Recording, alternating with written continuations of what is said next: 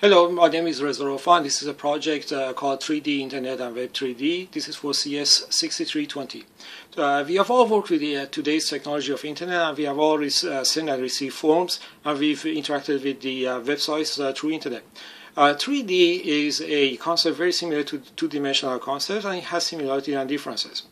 It's not really a 3D graphics, but it also is a complete virtual environment in which it gives the user the impression that it is actually within the scene and is interacting with it. Today's current technology is a very limited two-page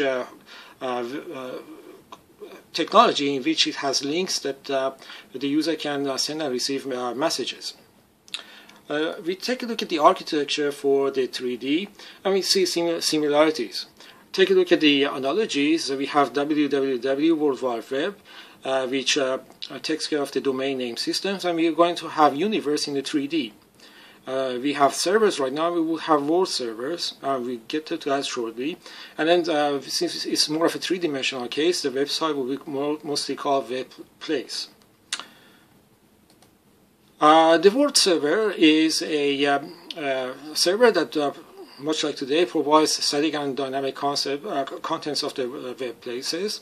It coordinates communication between the users and facilitates email messages between them, and it provides the three-dimensional contents, which would be visual, animations, and the media and other 3D contents. There will be large amounts of data flowing through the system because 3D objects interact with each other, move, and there would be a huge number of data that would be required. Therefore, one single server will not be enough. We will need to have multiple number of them. Here in this figure, we will have, for example, two different world servers that are combining together to provide the 3D scenes that would be necessary to send for the users. We will have a second group of ID servers. These are called ID servers or avatar servers. Their job is to control the registered users in the systems and ensure privacy and security of data. So in this particular case, you will see the avatar or ID system. Sometimes they are grouped within the same world system, and sometimes they are separated. So the users either can be working with them directly or indirectly through the universe, which can reroute the users to various world servers. The concept of universe servers we touched upon is the same as www, and it provides the domain name systems, and it's a directory of users, and it provides 3D geographical information, much like today, which we have .com, .org, and various countries have different subdomains. It's a similar situation for the universe servers. And in case of clients, they would need to have browsers with plugins that enable them to visualize the 3D objects. And we're going to look at that shortly. One of the softwares that would enable the browsers to look at the 3D objects are called X3D, Extensible 3D, and it's the standard for the web-delivered 3D graphics. It was formed in 2000 by the Web 3D Consortium, and it was a successor to a language that was called Virtual Reality Modeling Language, VRML. Nice thing about X3D is that it uses XML, Extensible Markup Language, which is currently being used and is compatible with HTML. The capabilities of X3D is that it renders 3D geometries and graphics, provides animations and user interactivity, and it provides the 3D graphics through software when the hardware driven graphics is not available. The structure of the X3D consists of a scene graph. The scene graph makes up all of the contents of a 3D graphics, including shapes, animations, materials, geometries, and it's used to model all of the objects within a 3D environment.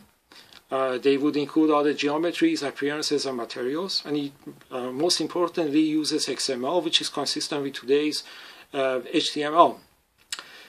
Scene structure consists of all of the shapes, which will include the geometries such as cone, sphere, cylinder, and the appearance such as animations, and materials such as colors. The browser would need to have plugin in order to be able to show all of the 3D scenes and to be able to render them. The browsers would be consisting of parsers that will read the 3D scenes from the browsers. Then a scene graph manager would be able to extract all of the information such as geometries, appearances, and materials from the parser and form the objects at that point. So here a graph that illustrates all of the concepts that I just mentioned. Here at the very top, the X3D would receive the information and sends that to the parser. The parser extracts all of the scenes XML codes and sends that to Scene Graph Manager. The Scene Graph Manager would then take all of the XML code and forms the object and produces and renders a 3D. Here, the animation part is taken care of through the scripting and event-oriented code. The user can interact with the formation of the object by writing script codes which would create events, which would create animations and be able to interact with the objects in that sense. Analogy of the 2D and 3D in XML is that the XML in two-dimensional we could have a root element called player, and a root element would have other elements such as first name and last name, with the example of John Smith. In this 3D we could also have scene as a root element, which would have other elements as shape and materials. A shape could be a sphere and could be color of red, blue and green, combination of those to produce any colors that we want. Here in this particular case I produced 4 particular geometries of a cylinder, cone and a cube. So example of that would be,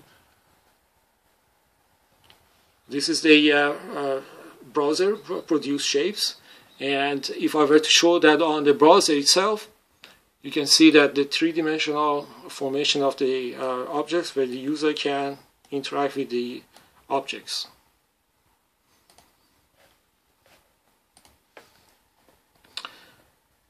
What's interesting about the formation of these shapes is that they are all formed by triangular meshes, and you can see that even the text Hello X3D has been formed by triangular meshes. All of the primitive objects are being formed by these triangles, and these primitive objects are then going to be used for more advanced objects. And the interesting is that 3D streaming would involve the transmission of all of the meshes within the objects as well as their animations. Here's another interesting example of a planet Earth. Here a planet has been covered with a map of the planet Earth.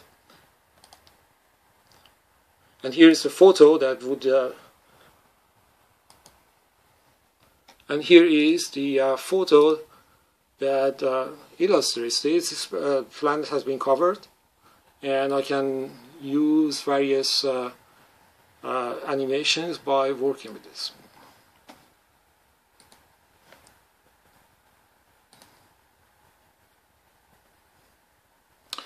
The references, the 2 references towards 3D Internet by the authors, and it was published in the International Conference on Cyber Worlds.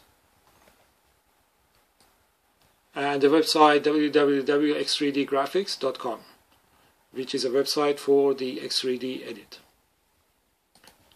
This is all the time that I have for my video. If you have any questions, please email me at my email address. Thank you for your attention.